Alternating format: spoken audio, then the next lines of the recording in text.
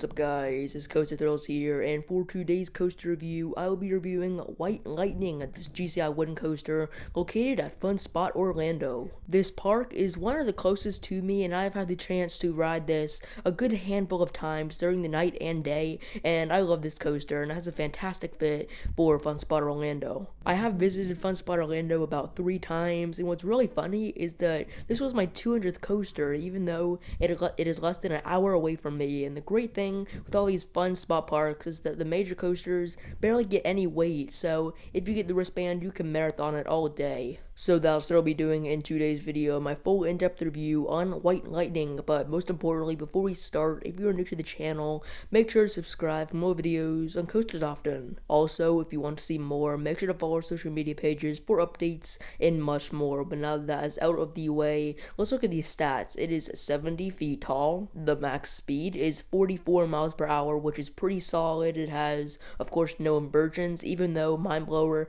at the other Fun Spot park has one, and finally has a track length of 2,032 feet long, which, is, pretty short. This coaster is a straight out and back layout other than that drop, and it is filled with tons of airtime hills. There is the main hill that I like to call the double up down, which is basically a double up and double down combined. And also the airtime is pretty solid on this one. It definitely makes up basically the whole ride, though the airtime is definitely not the most extreme. For sure, this is one of the more tame GCIs, as it is better for families. This coaster is definitely really the definition of a fun wooden coaster that's not too extreme and can thrill the coaster enthusiast too. Something else that is really cool is the light package. This coaster really thrives at night, the same with the other Fun Spot parks, and it does look really good. If you were coming down to Florida, I definitely recommend going to these Fun Spot parks, after a day at like Disney, Universal, or even SeaWorld to really pack in a good day. But back to the coaster, this ride is super re-rideable. There's never a line or anything, so you could just marathon this coaster so many times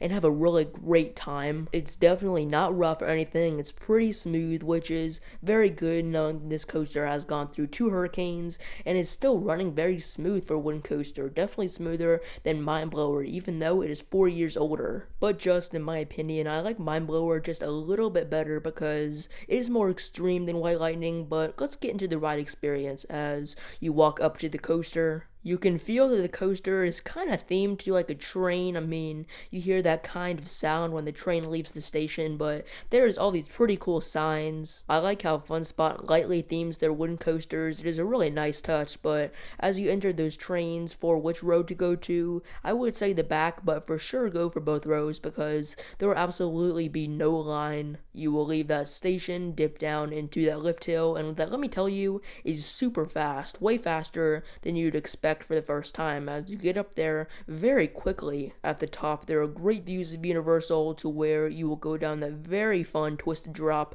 always fun, or GCI drops, but then you'll go into that bank turn that is very fun, a great first element. Then is that double up down that delivers good airtime, but definitely is one of, if not the weakest double up or down I've ever ridden, but I much prefer the airtime later in the ride. It is still a fun element though, so you'll head up into this very good turn where you can actually get some sideways hang time. Definitely one of my favorite moments on the coaster. And next are the 3 back-to-back airtime hills, probably the strongest of the ride. They are really great, but then you'll twist back up into this really cool element that is super weird, but I guess it is okay. It never really wows me. And to end the ride, you have some twists with some very subtle pops of airtime, very standard for GCIs, to where you'll hit the brakes, ending your ride on White Lightning. Like I said, this coaster never really wows me, but it is a very fun ride and a great coaster for the park it is located in. So, for its overall score, it'll get a 7 out of 10, which, if it is over a 5, I like it. So, what do you think of White Lightning? Make sure to post that in the comments below. I read every comment,